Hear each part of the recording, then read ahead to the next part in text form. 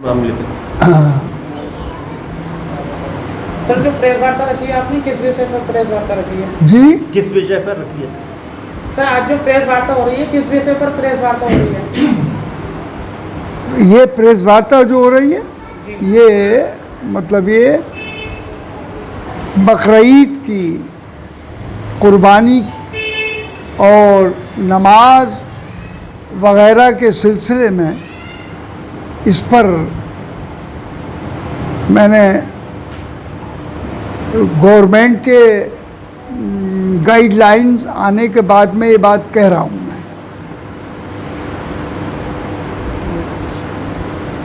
میں نے گورنمنٹ سے عید الاضحیٰ کے سلسلے میں مانگ کی تھی کہ مسلمانوں کو عید کے موقع پر سوشل دوری کے ساتھ اجتماعی نماز کی اجازت دی جائے اور قربانی پر کوئی پابندی نہ لگائی جائے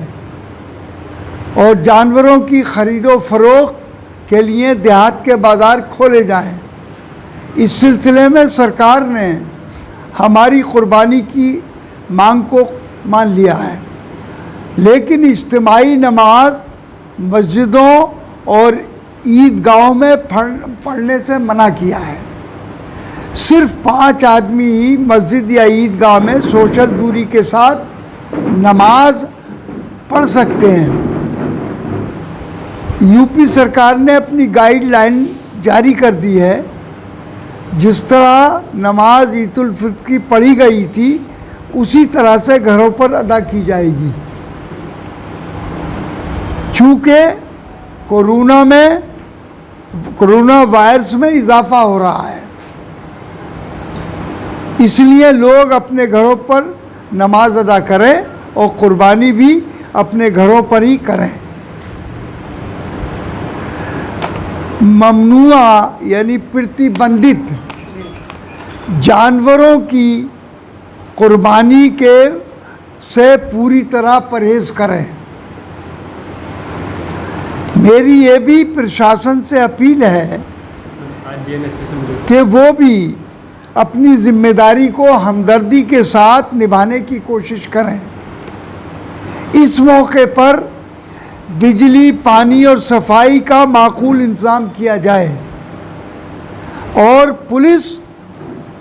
قربانی وغیرہ کے سلسلے میں کوئی غیر ضروری قدم نہ اٹھائے جس سے ماحول خراب ہو۔ اور یہ بات میں نے ابھی یہ 3 بجے میری ڈی ایم ایس پی وغیرہ تھے، ان سے بھی گفتگو ہوئی ہے مفصل طور پر سارے حالات پر، اور ہم نے کہا کہ ہم نے جب یہ مانگ کی تھی کہ بھائی نماز پڑھنے کی مسلمانوں کو مسجدوں میں کھولی جائے اور عیدگاہوں میں سب کی اجتماعی نماز ہونی چاہیے تاکہ ہم دعا مانگ سکیں، اور جو کورونا ہے جس کا ابھی تک کوئی علاج نہیں ہو سکا ہے، نہ کوئی ویکسین بن سکی ہے، تو نہ صرف ہمارا ملک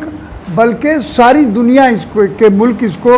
ابھی تک کوئی اس کا علاج اور اس کا ویکسین نہیں بنا سکے، تو ہم نے کہا اس کا علاج، اس کی ویکسین اللہ کے ہاتھ میں ہے۔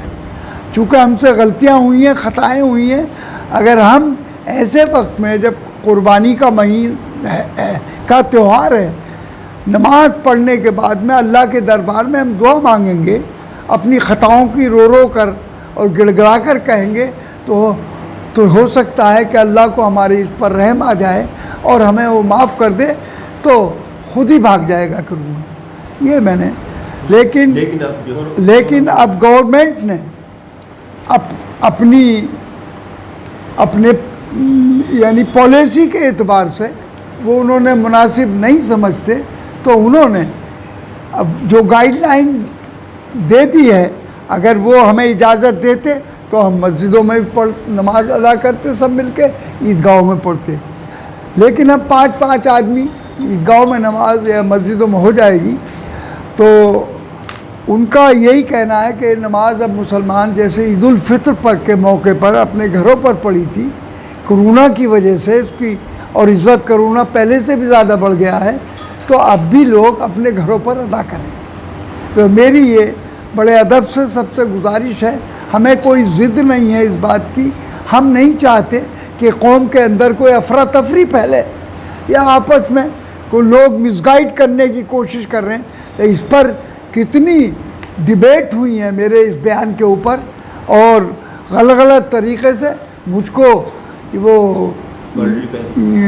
پولیٹیکلی دھمکانے کی بھی کوشش کی اور جیل کی بھی دھمکی دی گئی۔ میں نے کہا جیل میں جانے سے نہیں ڈرتا، میں بہت مرتبہ جیل میں گیا ہوں، نمازیں جیل میں پڑھی ہیں میں نے، لیکن اگر قوم کے لیے کسی قربانی کی ضرورت ہوگی تو ہر وقت میں جیل اور ہر قربانی دینے کے لیے تیار ہوں۔ لیکن اب حالات یہ ہے کہ ہمیں اپنی قوم کا بھی اور دوسروں کا بھی خیال ہے کہ اگر ہمارا اس قسم کی کوئی بات کرتے ہیں تو اس سے نقصان ہوگا، تو اس کو دیکھتے ہوئے، اور ہم نے یہ بات بھی اس وقت کنڈیشنلی کہی تھی، یہ فیصلہ کر اور اس وقت بھی ہم نے یہ کہا تھا کہ گورنمنٹ ہمیں اجازت دے گی تو پڑھیں گے، لیکن گورنمنٹ نے اپنا وہ گائیڈ لائن جاری کر دی، اور تو اس لیے انہوں نے اجازت نہیں دی، اس لیے ہم نماز اپنے گھروں پر پڑھیں گے۔ اور سب مسلمانوں سے میری گزارش ہے کہ وہ بھی اس موقع پر حالات بگاڑنے کی اب کوشش نہ کریں، بلکہ ہم